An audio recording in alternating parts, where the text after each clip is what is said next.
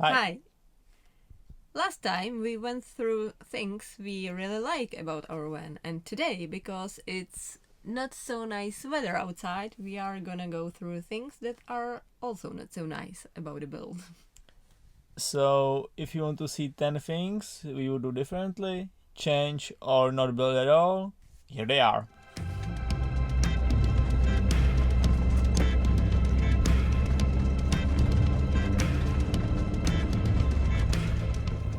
Okay, number 10 is lack of a proper structure of the build.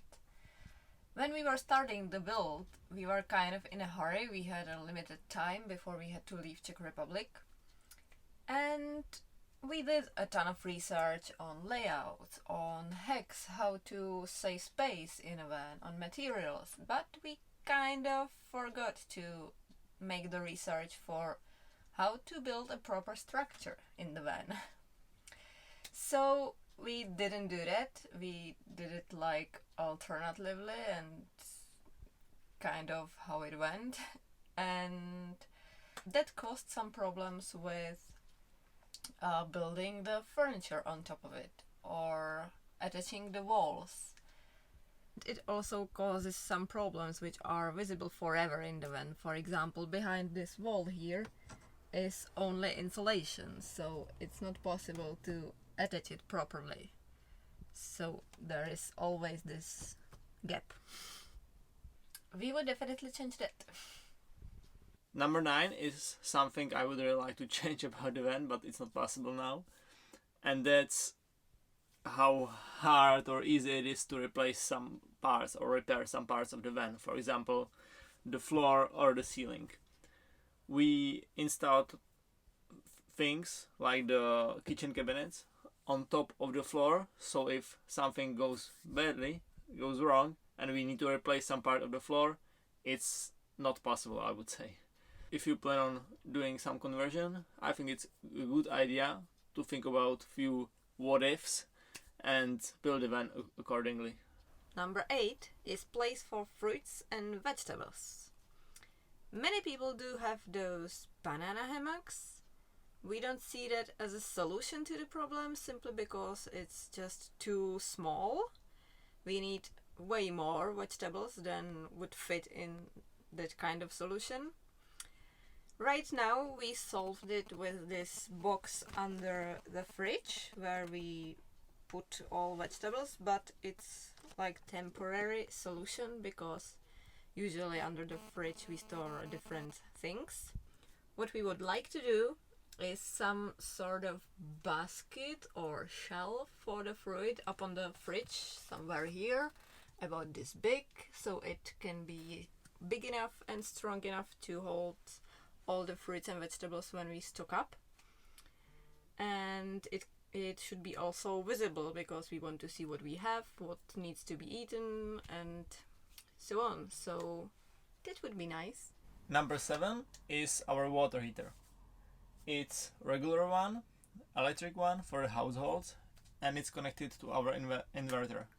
We don't have any issues with that because our electric system is sized accordingly to the needs of this water heater, but it consumes around 1 kilowatt hour of energy for heating the water inside, and you need to get that energy back into the system somehow.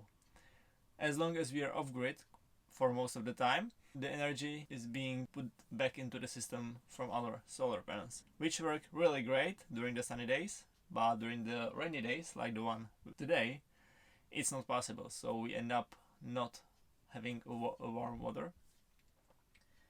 Another issue with this water heater is that it's in the lowest part of our water system, and it has only 2 pipes going upwards, so there's no way we can drain the system fully. This is also the reason why we can't stay in climates which have the temperatures below the zero, because our water system would freeze. The water heater is definitely one of the things we want to change in order to be able to have warm water even in the rainy and cold days, and to be able to drain the system if we want to leave the van for few winter days. Number 6 is a little problem with this table. Surprisingly, it's not that it's too small, because we somehow managed to fit in here. But if I'm sitting on my place, like now, and I want the table to move towards me, there is this problem with the structure is in the way of the leg. So it's not possible to move it close enough so it would be comfortable to work on the table. So the solution would be a slightly bigger desk, which we didn't consider before because this is like chopping board from IKEA, which was the cheapest solution for having a bamboo desk. Number 5 is also water related, and it's about our grey water tank, which is underneath the car. It has just a little valve which drains the tank with flow, I think 1 liter per minute only. It's like it takes 1 hour to drain our 60-liter grey water tank properly or fully. So that's really slow. And it's really hard to get to the valve because it's far underneath the car, so you have to like touch the tire when you're trying to open the valve. Changing that valve on the water tank will be easy and really huge improvement for everyday life. Number 4 is window installation.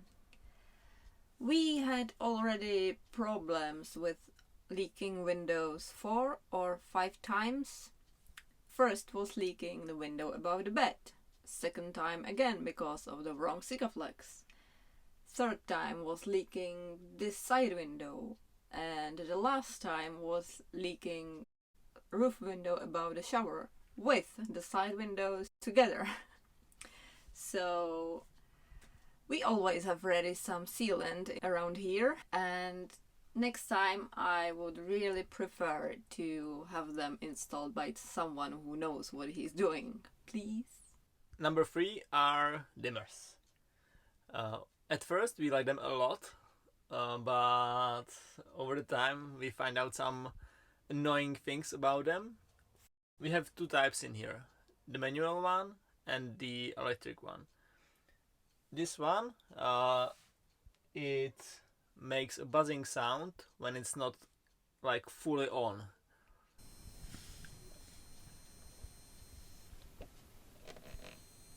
And also from time to time the light from this one flickers, so you have to like change the position a bit to stabilize the light.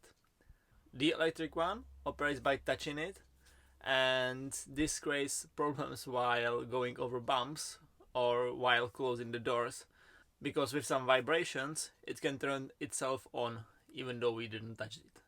So we have some funny moments when we are about to leave the car, everything's ready, we just close the door and the light inside turns itself on. So we have to open the door, turn the light off, and then usually we're good to go. Number 2 is shower. You have to consider a lot of aspects when thinking about shower in a van.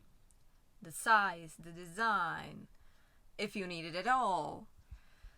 We thought we would need a fixed shower because, you know, a lot of sports, a lot of sweats. And we ended with fixed shower walls and open front. And we don't use it so much. We use it sometimes, but very rarely. Most of the time it's just storage space, and we rather take showers outside because we don't have to set the curtain. It's still like quite small in here, and we are always scared of splashing water somewhere it shouldn't be. So if we would convert a van again, we would definitely come up with some different solution, maybe something foldable so we can use it inside, because it's still like a nice thing to have, the possibility to shower inside when outside is really bad weather. But something foldable would be nice because it's not in the way all the time. Number 1. We don't really have any. Except of these mistakes, we are pretty satisfied with the build and we are very happy to live here. So today it's only 9 mistakes. Maybe it's because we were using the van while building it, so we already solved many issues. We've also watched many videos like this, which help us eliminate many mistakes. So we hope you will find this video useful. See you next time. Adios. Adios.